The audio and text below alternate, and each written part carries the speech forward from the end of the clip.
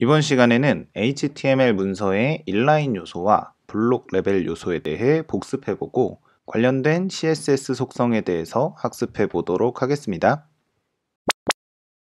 HTML을 공부해 보신 분들이라면 블록 레벨 요소와 인라인 요소에 대해서 알고 계시거나 또는 들어본 적이 있으실 겁니다. 블록 레벨 요소는 자기가 속한 영역의 너비를 모두 차지하여 블록을 형성한다는 특징을 가진 요소를 의미합니다. div, p, h1과 같은 요소들이 바로 이 블록 레벨 요소이고요. 인라인 요소는 자기에게 필요한 만큼의 공간만 차지한다는 특징을 가진 그런 요소들을 의미합니다. 스판이나 a 태그 같은 요소들이 바로 이 인라인 요소입니다. 자, 그러면 이쯤에서 질문을 한번 던져보겠습니다. 만약에 내가 a 태그를 사용해서 인라인 요소를 하나 만들었다고 칠게요. 그러면 이 요소는 블록을 형성하지 않겠죠? 그런데 나는 이 A 요소가 블록을 형성했으면 좋겠는 거예요. 그럴 때 이 A 요소가 블록을 형성하게 만드는 방법은 있을까요? 없을까요? 네, 당연하지만 있으니까 제가 이런 질문을 던졌겠죠. CSS의 디스플레이 속성을 사용하면 충분히 가능합니다. 디스플레이 속성은 선택된 요소를 블록 레벨과 인라인 요소 중 어느 쪽으로 처리할지 정의하는 속성입니다. 원래 블록 레벨인 요소를 인라인 요소로 변경할 수도 있고요. 왼쪽에 보이시죠? 그리고 원래 인라인인 요소를 블록 레벨로 변경할 수도 있습니다. 이건 오른쪽에 보이시죠? 자, 이렇게 디스플레이라는 속성이 있는데 이 디스플레이에는 속성 값으로 미리 정의되어 있는 키워드를 지정합니다. 그리고 아래에 표가 보이시죠? 일단 이번 시간에는 4가지 정도의 속성 값에 대해서만 소개를 해보려고 합니다. 인라인, 블록, 인라인 블록, 그리고 넌까지 실습을 진행해 볼 건데요. 사실 디스플레이 속성에 지정 가능한 값은 이 외에도 무척 다양합니다. 그렇지만 분량 관계상 그리고 진도 흐름상 다른 것들은 나중에 다른 영상에서 따로 다뤄보도록 하겠습니다. 아시겠죠? 다음은 보더 속성입니다. 보더는 요소가 차지하고 있는 영역에다가 테두리를 그려주는 속성입니다. 보더 속성에는 속성 값으로 테두리의 두께, 모양, 크기 등을 함께 지정할 수가 있는데요. 이렇게 여러 가지 속성을 한꺼번에 지정해 줄 수 있는 속성을 두고 단축 속성이라고 부르기도 합니다. 즉, 보더는 단축 속성인데요. 아래 얘가 보이시죠? 나는 스판 태그를 선택했는데 스판 태그에다가 보더를 두께가 2픽셀인 직선 모양의 초록 테두리로 만들겠다라고 선언을 했어요. 그러면 오른쪽처럼 초록색 테두리가 그려지는데 이렇게 3가지 속성을 같이 지정을 해주고 있는 거죠. 단축 속성은 여러 가지 속성을 함께 지정해 줄 수 있는 속성인데요. 이 여러 가지 속성, 보더 속성에 지정하는 값들은 따로따로 지정할 수도 있습니다. 각각의 속성은 다음과 같아요. 색깔을 정의할 때는 보더 컬러, 두께를 정의할 때는 보더 위스, 그리고 테두리의 모양을 정의할 때는 보더 스타일 이용해서 각각을 따로 지정해 줄 수도 있습니다. 단축 속성을 한꺼번에 지정하냐, 개별로 따로따로 지정하냐, 이 부분은 개발자의 입맛이나 상황에 맞춰서 마음대로 해줄 수 있는 부분입니다. 자, 그러면 이제 보더와 디스플레이에 대해서 확인해 보는 시간 가져보겠습니다. 일단은 블록과 인라인 요소를 하나씩 만들어 볼까요? div와 스판 태그 하나씩 만들겠습니다.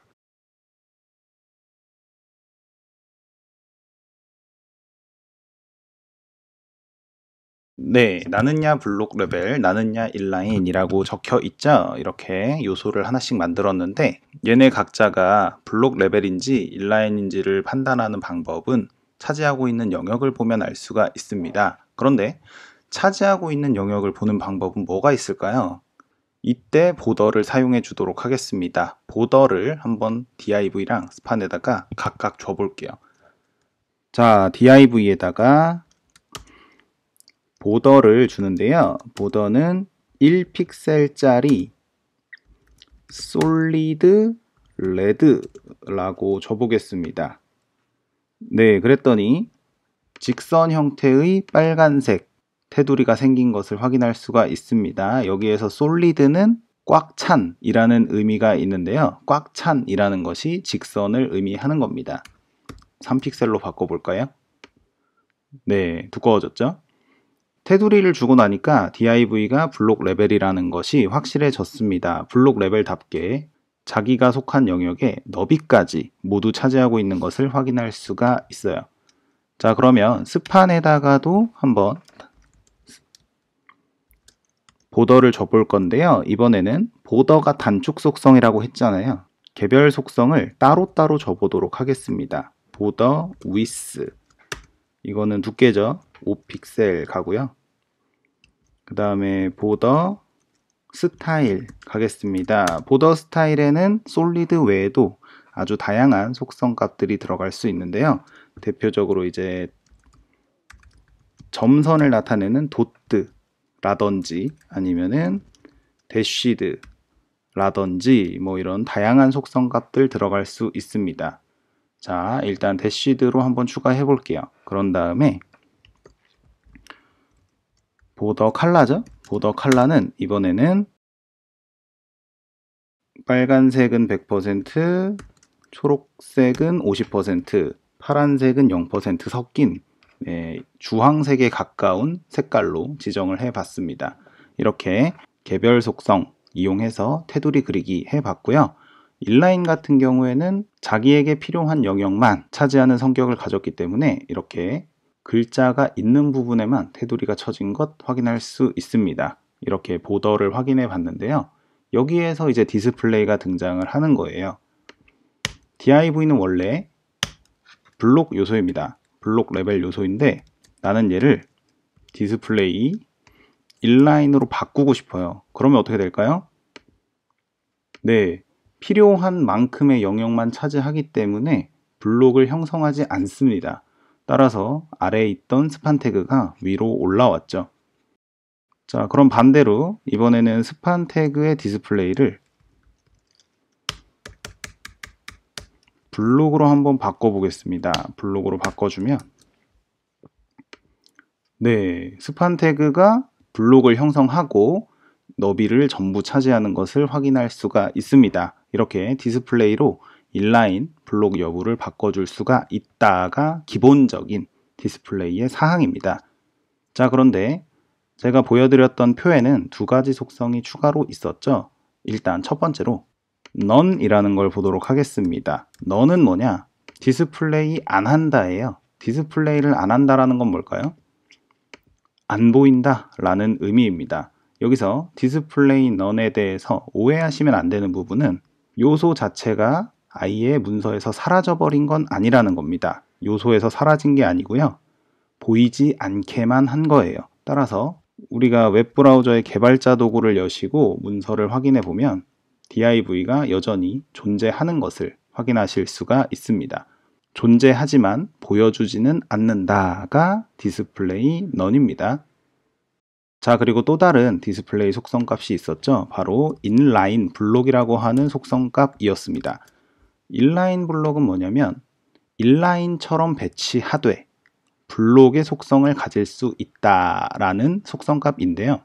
여기에서 블록의 속성 값은 아직 이 강의에서 다루진 않았습니다.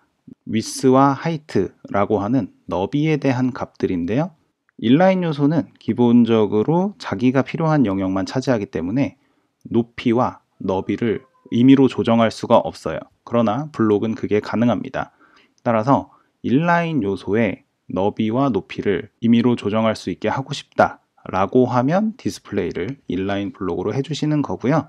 여기에 대해서는 다른 영상에서 추가적으로 다뤄볼 예정입니다. 디스플레이는 이 외에도 여러 가지 속성 값을 추가해서 다양한 디스플레이 특성들을 가질 수가 있습니다. 그 중에 대표적인 것이 뭐냐면 디스플레이 요소 안에 들어가는 자식 요소의 배치를 바꾸는 레이아웃 관련 속성들도 많이 존재해요.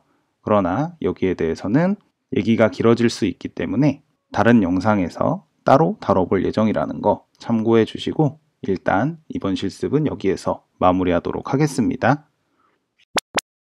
이번 시간의 내용을 정리합니다. 디스플레이 속성은 요소의 블록 레벨, 인라인 여부를 변경 처리할 수 있습니다. 디스플레이 속성은 요소를 배치할 레이아웃을 결정할 때도 사용할 수 있는데요. 이 부분에 대해서는 다른 영상에서 따로 다뤄볼 예정입니다. 보더 속성은 요소가 차지하고 있는 영역에다가 테두리를 그릴 수 있는 속성입니다. 보더는 여러 가지 속성 함께 정의할 수 있는 단축 속성인데요. 여기에 들어가는 하위 속성은 스타일이나 위스, 칼라 등이 있었어요. 네, 이번 시간의 내용은 여기까지입니다. 이렇게 요소에 대한 세부적인 속성들 하나하나 알아가고 있는데요. 다음 시간에는 CSS 박스 모델에 대해서 알아보는 시간 가져보도록 하겠습니다. 그럼 이번 영상 여기에서 마칠게요. 감사합니다.